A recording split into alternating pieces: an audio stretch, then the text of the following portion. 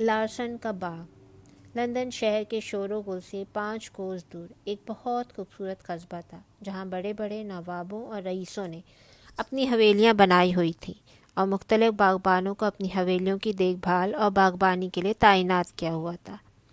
ان سب حویلیوں میں سب سے خوبصورت اور بڑی حویلی مسٹر لارڈ میکس ویل کی تھی۔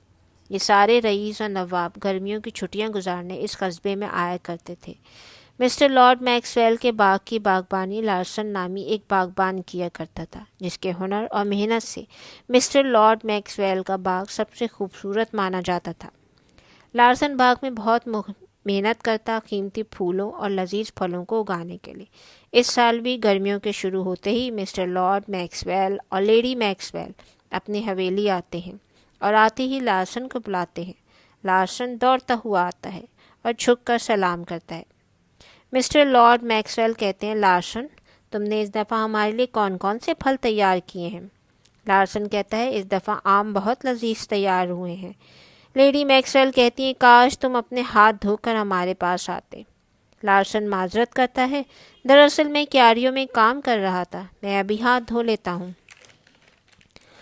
اور آپ لوگوں کے لیے لذیذ آم پیش کرتا ہوں۔ لیڈی میکس ویل اور مسٹر لارڈ میکس ویل کبھی بھی لارسن کے کام کی تعریف نہیں کرتے تھے، ہمیشہ سے کام میں کیڑے نکالتے۔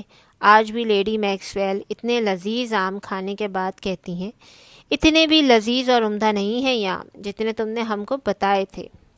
ابھی آم کھا ہی رہے ہوتے ہیں کہ ایک نوکر آ کے بتاتا ہے کہ مسٹر لارڈ کارن وال آئے ہیں، اور مسٹر لارڈ کارن وال اندر آتے ہی آم اٹھا کر کھانے لگتے ہیں اور کہتے ہیں، ان آموں کی خوشبو مجھے روک نہیں سکی، اور لارسن کی بہت تعریف کرتے ہیں اور خواہش کرتے ہیں کاش ان کے پاس بھی لارسن جیسا باغبان ہو، اور ساتھ ہی اگلے روز اپنی حویلی میں ایک دعوت میں مدعو کرتے ہیں۔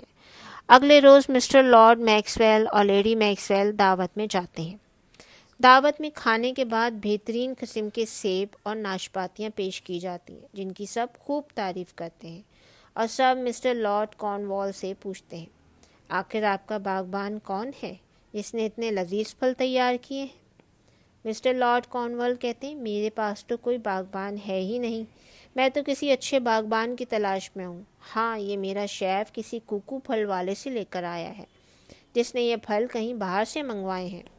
مسٹر لارڈ میکس ویل اور لیڈی میکس ویل حویلی جاتے ہی لارسن سے پھلوں کی تعریف کرتے ہیں اور کہتے ہیں، تم اتنے لذیذ پھل کیوں نہیں تیار کر سکتے؟ آج ہم نے بہت ہی لذیذ ناشپاتی اور سیب کھائے جو مسٹر لارڈ کارن وال کا شیف کسی کوکو پھل والے سے لایا تھا۔ لارسن کہتا ہے، کوکو پھل والا؟ وہ تو مجھ سے ناشپاتیاں اور سیب خرید کر گیا۔ مسٹر لارڈ میکس ویل کہتے ہیں، کیا تمہارے پاس کوئی ثبوت ہے؟ لارسن کہتا ہے، جی، میرے پاس یہ رسید موجود ہے، جس کی ایک کاپی کوکو پھل والے کے پاس بھی ہے۔ لیڈی میکس ویل کہتی ہیں، تم کو یہ پھل پہلے ہم کو کھلانے چاہیے تھے۔ لارسن کہتا ہے، میں نے آپ کو کھلائے تھے، لیکن آپ نے کچھ خاص لذیذ نہیں کہا ان پھلوں کو۔ Mister Lord Maxwell Larson سے کہتے ہیں، اچھا، اب ہم کو محل جانا ہے شہزادی فلورا سے ملنے، کیا کوئی قیمتی پھل یا پھول موجود ہیں ہمارے باغ میں؟ لارسن باغ میں سے سرخ رنگ کے لذیذ سیب ایک ٹوکری میں رکھتا ہے، اور اسی حویلی کا دوسرا نوکر لارسن سے کہتا ہے، مسٹر لارڈ میکس ویل اور لیڈی میکس ویل کبھی تمہارے کام کو نہیں سراہتے، تم ان کے کام کو چھوڑ کیوں نہیں دیتے؟ لارسن کوئی جواب دیے بغیر ایک ٹوکری میں بہترین خربوزے اور اپنے باغ کا نیل کمل کا پھول مسٹر لارڈ میکس ویل اور لیڈی میکس ویل کے پاس لے کر جاتا ہے اور بتاتا ہے کہ پچھلی مرتبہ شہزادی فلورا کو ہمارے خربوزے بہت پسند آئے تھے۔ لیڈی میکس ویل کہتی ہیں، اچھا، تو پھر تم نے ہم کو کیوں نہیں کھلائے یہ خربوزے؟ لارسن کہتے ہیں، میں نے آپ کو کھلائے تھے، لیکن آپ نے کہا یہ کچھ خاص لذیذ بھی نہیں۔ اگلی صبح مسٹر لارڈ میکس ویل خدا حافظ کرتے ہیں اور شہزادی کے محل جاتے ہیں، اور شہزادی فلورا کو نیل کمل کا پھول اس کی خصوصیات بتا کر پیش کرتے ہیں، اور شہزادی فلورا نیل کمل کے پھول کو محل کے بیچوں بیچ ایک بہترین برتن میں سجا دیتی ہیں۔ جب mister Lord Max well Mahal سے واپس جا رہے ہوتے ہیں تو ایک حاسد شخص مسٹر لارڈ میکس ویل سے ان کے دیے ہوئے نیل کمل کی برائی کرتا ہے اور کہتا ہے، آپ کو کسی نے بے وقوف بنایا ہے، یہ نیل کمل کا پھول اتنا بھی کوئی خاص نہیں، حویلی پہنچتے ہی مسٹر لارڈ میکسویل لارسن کو خوب ڈانٹتے ہیں اور اس کو اپنے باغ کی باغبانی سے ہمیشہ کے لیے فارغ کر دیتے ہیں، اور شہزادی فلورا کو خط لکھتے ہیں اور معذرت کرتے ہیں کہ انہوں نے جو نیل کمل کا پھول پیش کیا اور جتنا قیمتی بتایا وہ اتنا قیمتی نہیں ہے۔ لارسن اداس ہو کر حویلی چھوڑ کر چلا جاتا ہے۔ دوسری طرف شہزادی فلورا کو خط ملتا ہے تو جواب میں مسٹر لارڈ میکسویل کو خط لکھتی ہیں، نیل کمل کا پھول جو آپ نے ہمیں تحفے میں دیا وہ تبت اور ہندوستان کی پہاڑیوں کے علاوہ کہیں نہیں پایا جاتا، لیکن یہ آپ کے باغبان کا ہنر ہے جو اس نے لندن کی غیر موافق آب و ہوا میں اس نیل کمل کو اگایا، یہ یقیناً بہت قیمتی ہے۔ مسٹر لارڈ میکسویل کو شہزادی فلورا کا خط ملتا ہے اور وہ پڑھ کر حیران رہ جاتے ہیں۔ اس دوران لارسن مسٹر لارڈ کارنویل کے ہاں باغبانی کا کام کرنے لگتا ہے۔ ایک روز شہزادی فلورا لارسن کے باغ جانے کی خواہش کرتی ہیں اور مسٹر لارڈ میکسویل کو اپنے آنے کی اطلاع کرتی ہیں۔